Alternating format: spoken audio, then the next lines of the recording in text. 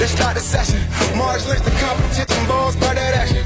You can never debate it, this is actual fact. Stephen A. and Max Kale said they say it's a rap. I'm like, say what? Say what? What's up with all my haters? I'm a ball when I perform, so my jersey's in the air. I'm allergic to my haters. Every morning I prepare. Let the clothes I can wear just like them Oregon players. Yeah, quack, quack. What it do? Rap like it's nothing to it. Matter of fact, you can ask hard and I'm cooking too. Base guard cooking too. Nah, look at you. Great mind, they embrace mine like a crooked too. 4 takes, that's you. 3 takes, not me. 2 takes if you lucky. First take, stop me. 4 takes, that's you. 3 takes, not me. 2 takes if you lucky. First take, got me.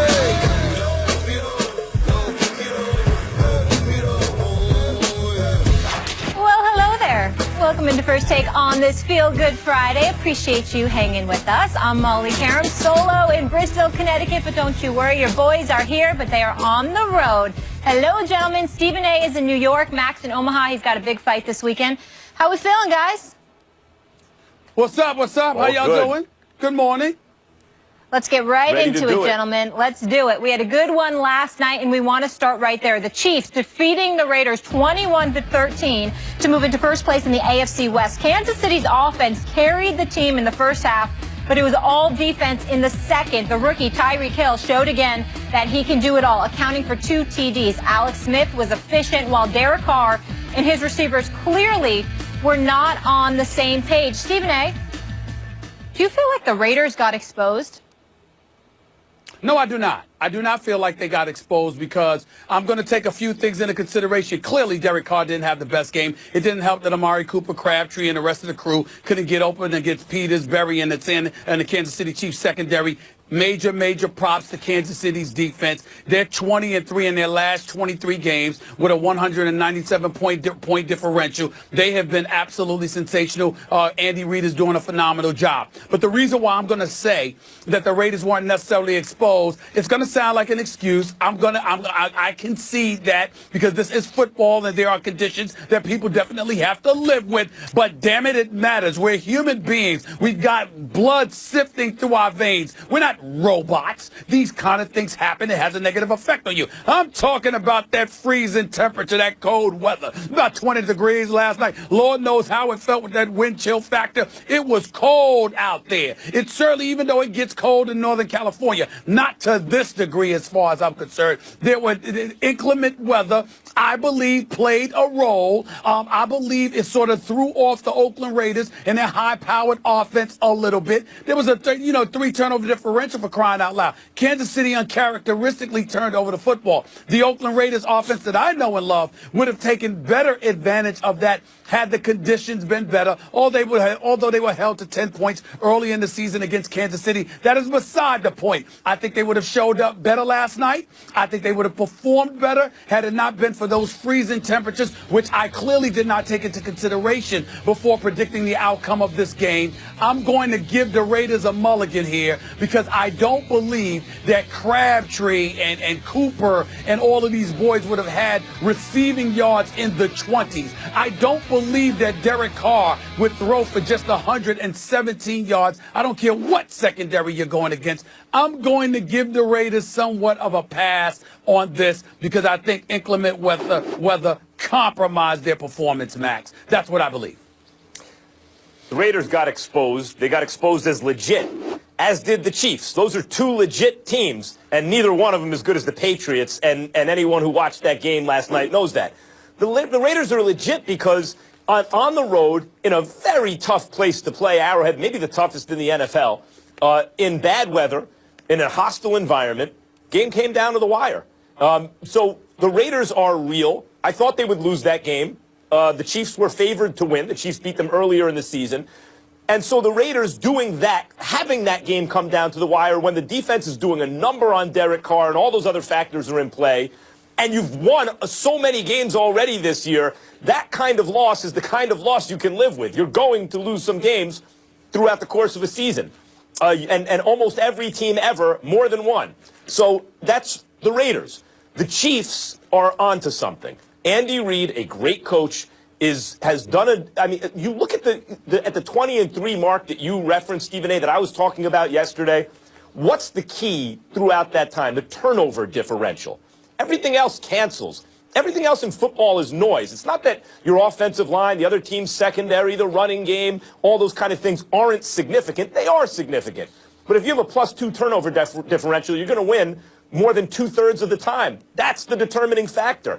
And generally, a team with a high turnover differential, like the Chiefs, you say, well, they're going to regress to the mean, meaning some of that's luck. They got to come back to the pack a little bit, and when they do, they'll start to lose. But I don't think it is luck with the Chiefs. They're leading the league in picks over that time. They're also leading the league in lowest opponent's QBR over that time. That's just a really good Andy Reid defense. So, were the Raiders exposed against them in that environment? Having the game come down to the wire where all these things are going right for the Chiefs? No, they weren't. The Raiders are legit. And what about the Chiefs? They're legit.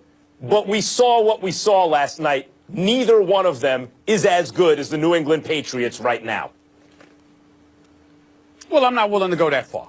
I'm not willing to go that far because I think that the New England Patriots took a step back losing Gronkowski. I'm not saying that it's definitive that anybody's better than them, but I do think that we have to give the Chiefs some consideration along with that of the Oakland Raiders. Again, I think the inclement weather, the freezing temperatures last night at Arrowhead Stadium had something to do with curtailing the performance that I anticipated the Oakland Raiders would put forth. In the case of the Kansas City Chiefs, this is a team that's got the 7th-ranked defense, okay? Even though it would say they're 29th against the rush, they're 27th against the pass, I think it's a misnomer. I think they find a way to make plays. I think that defense is something to behold. With Houston, with Ali, with Peters, with Berry, and the crew, I think they can make some noise. The problem is it comes down to what Alex Smith can do for you. The one thing that I would say is this, whether it's Spencer Ware running out of the backfield, this kid, Tyreek Hill, punt return, also caught a touchdown. This kid is a noisemaker. He can make some things happen, particularly with the speed. I don't think we saw that element on the Kansas City Chiefs last year.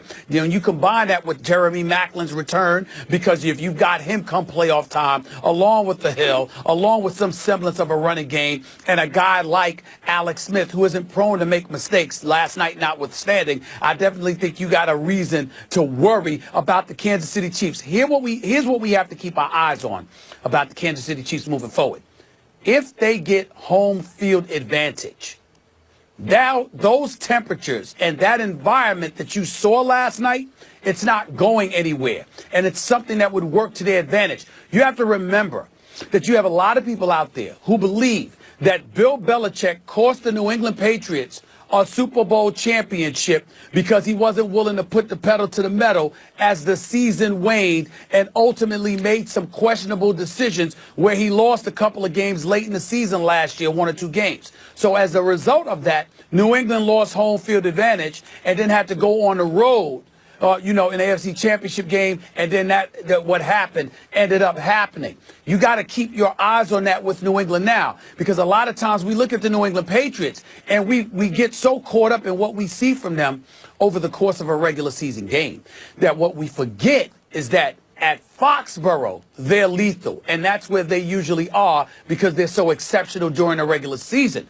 When they go on the road, what exactly is it that they do? So while we're willing to sit up there and say, all right, Oakland, their defense is suspect, even though their offense is high-powered. Kansas City, Alex Smith is basically a game manager, and they're a really good team. But can they have that dude that can take them over the hump? What we have not taken into consideration is what if one of those teams forces New England to have to come on the road again in a playoff game, particularly an AFC Championship game? I mean, Arrowhead, if anyone has to play the Chiefs at Arrowhead, that's a tall order. But I think if you like the Chiefs, or Chiefs fans, I'm talking to you, if you like your team's chances, part of that is the trajectory of the teams that you can assume right now. One team is not going to have Gronk.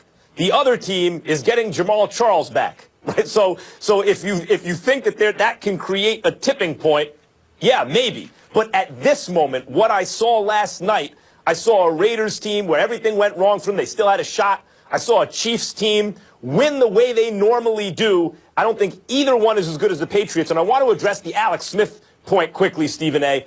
Alex Smith is, in many respects, what you're looking for in a quarterback. He doesn't make a lot of mistakes generally, and he's not going to lose you the game. And he's mobile. He can really run. He reminds me, though, of Dak Prescott minus. he's a game manager, but where Prescott is big on third down, Prescott's like a hitter who with 2 strikes on him can still hit you the home run. Third down, you need a home run play. Dak can get you that home run play on third down, and then also not make mistakes leading up to that point, and then also use his legs if he has to. Alex Smith does a lot of those things, except that thing you kind of need him to do most generally, which is something that Dak can do. And I think that's the difference between an MVP candidate and a quarterback who you wonder, is he good enough to win a Super Bowl? Yeah, but what I'm seeing is Alex Smith step out a little bit extra. I saw a couple of big-time passes to Kelsey last night. I can't ignore that. And when when I see that, and I see, more importantly, you got to remember, being with my Philadelphia roots, working for the Philadelphia Inquirer for 17 years, being there practically the entire time Andy Reid was coaching there for 13, 14 seasons or so. I've seen what this man does with quarterbacks. I see what this man can tend to do with an offense from time to time. And I'm telling you right now, what I'm seeing is Andy Reid opening Alex Smith up, allowing him to take more chances. He's showing signs Alex of it. Smith showing that capability. But it's still, as it pertains to the Raiders, again, to get back to the original question, I'm going to give them a pass last night because I thought those freezing temperatures, hindered them. But what they also showed me is that the Raiders are going to find a way to figure that out. Because based on last night's loss, they're going to have to show up in inclement weather, possibly, whether it's Arrowhead or Foxborough, if they want to make some noise in the playoffs. No question. And Stephen A., to that point, with Derek Carr specifically, he's now 0-3 in career games where temperatures are 40 or below. But let's focus on that in the MVP conversation, who Carr has been a part of all season.